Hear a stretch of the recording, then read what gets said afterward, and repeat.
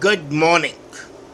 Well, this was the week when the schools started again. Some parents did heave a sigh of relief. They got some respite from parenting, their primary responsibility. But who cares about the primary responsibility? I said, who cares? The buzzword that I hear today from the youngsters, from the teenagers, who cares? Well, we do care. And as the schools reopen, my thoughts go back to the long summer break. I'm reminded of my own school days when 3 months long summer break was a pain in the neck.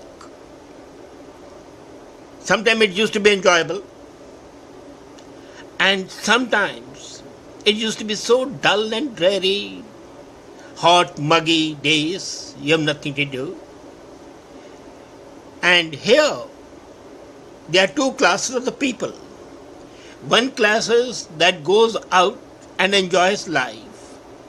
The other class is where the husband and the wife are busy earning money, and the children are left either by themselves or in the daycares, and their condition is sometimes pitiful. Now, are these summer breaks really useful? Should they be there at all? We have had talks with the health professionals and with the academicians. In 150 advanced countries, there are no long summer breaks. As a matter of fact, the school year starts with the calendar year. There is no logic even that the calendar starts in January and the school starts in September. And some of the real good schools, and colleges of course, and the universities included, have changed their calendars to coincide with the geographical calendar. Their session starts in January and in December. And that's the way it should be, certain set of uniformity. Anyway, as I was saying, 150 countries, there are no long summer breaks. And that is in consonance with the opinion of the health professionals.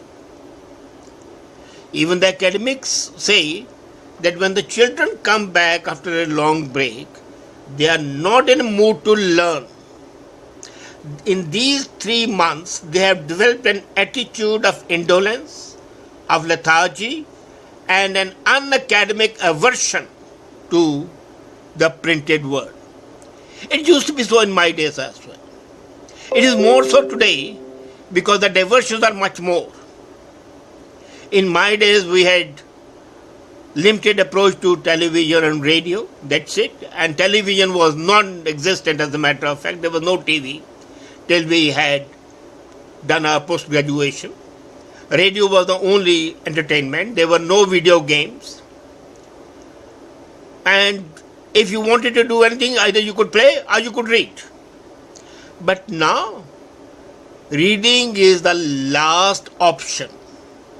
Absolutely the last option. And that's amazing since Canada is lucky to have so many public libraries. Their number is legion. Some people make use of those libraries, but mostly students try to avoid it in the summer break. They are pleased that they are going to read in the school when the school starts. So this is a time for relaxation. They do not consider it as they should, that this is a time for getting ready for the new year. It's a very small minority of students who take this period as a period of preparation, as a period of getting ready. The discipline of mind is lacking. And then when they go to the school, the change from happy-go-lucky to an attitude of being studious is overwhelming for them. They cannot adjust. And when they cannot adjust, there are two results. Either they become angry or they become withdrawn. If they are angry, they can indulge into any nonsense activity that comes to the mind or provides diversion from the drudgery of study. Or they become introverts, and introverts might be quite successful in life at one stage, but at that period of time, they become targets of scorn, targets of ridicule, and targets of criticism.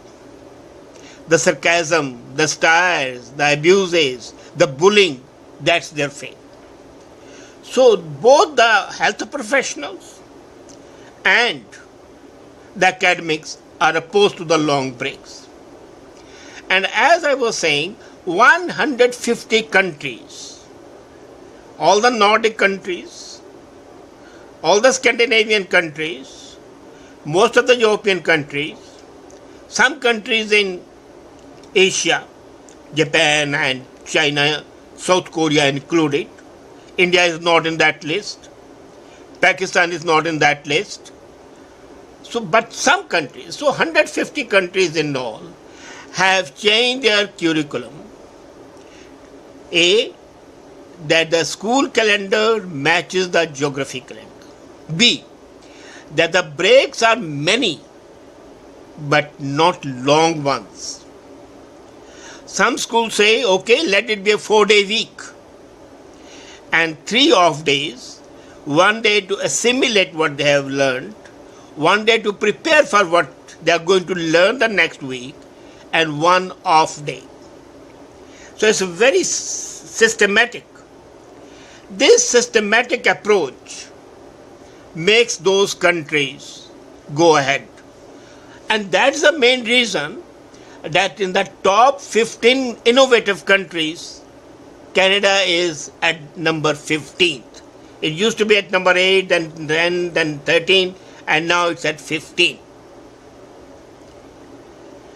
You see, you overuse a thing and it loses its value. You underuse it and it becomes useless. So, the main thing in education should be to use the mind of the people and the students, to an optimum capacity where they do not feel burdened, but all the time feel excited and feel engaged in the process of study. Now look at Norway. The real school hours are much less than the school hours in Canada. Their studying hours are 200 hours less. They study for 200 hours less than the Canadian students do. But their breaks are maximum of 10 days. And that too in the month of December, when it's practically impossible to go to school because of the snowfalls. Here we have a long summer break, we have Christmas holidays, we have autumn breaks, and then the school suspension whenever it is an inclement weather in which the students cannot go to school. With the result that the school hours become longer. The second problem with the schools, that all these schools, most of them rather, starts at 8 to 8:30.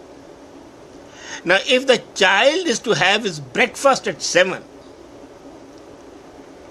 and that means he has to get up at 6 o'clock earliest. Now again the point comes, the diversions are so many and the lack of discipline in the homes is so much that the children rarely go to bed before 11. Sometimes they stay awake till later. I have come across very insignificant number of moms who ensure that their children go to bed at 9 sharp. And then they are strict. When they are really serious, the children come with a wheedling responses, Mom, half an hour more, Mom, all of you are sitting, Mom, can I stay for 10 minutes more? And those 10 minutes can drag on to become 1 hour.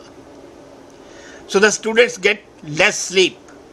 When they get less sleep, their ability to absorb education and to participate in the other activities is reduced and reduced appreciably.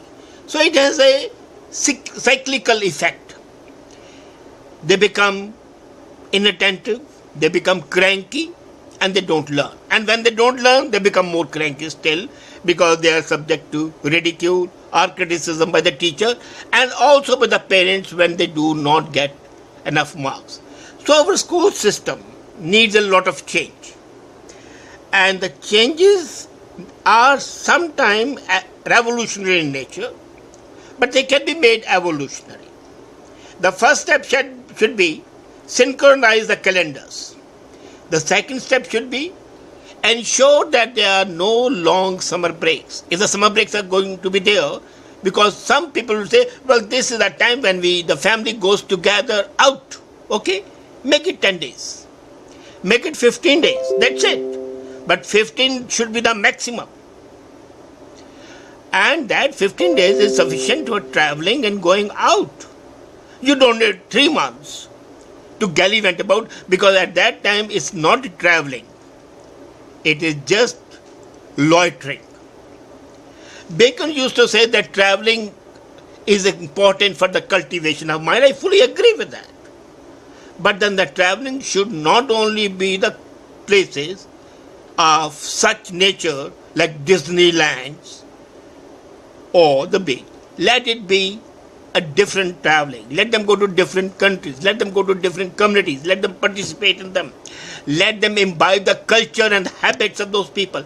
Let them understand the historical and the archaeological significance of the places they visit. How many people go to X place and understand either the cultural or the archaeological aspects or the historical aspects of the place they are visiting?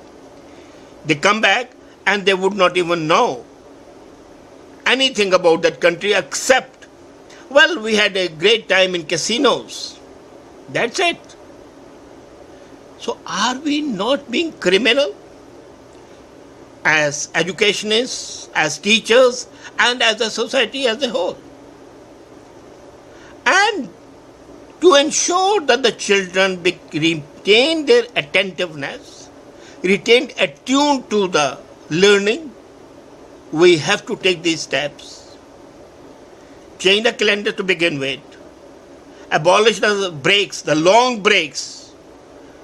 Right away, let the people know that the long breaks would not be accepted, that they have to condition their lives to small breaks. And I can tell you the parents would welcome it. Because for 3 months when they are at home, the mothers and the fathers, they also become more cranky than the children do. So they are happy for a couple of weeks and then they say, wow, when the school is going to open. So 10 days to 15 days, that should be the limit. Ideal would be 10 days vacation. To extend it, it can go up to 15 to begin with and then slowly come to 10 days. This way, we will make the students remain in touch with their education. Their appetite for hunger would always be whetted and that would never stay. And that's what education is meant to be. Curiosity, attentiveness. Let's hope we can do that. Thank you.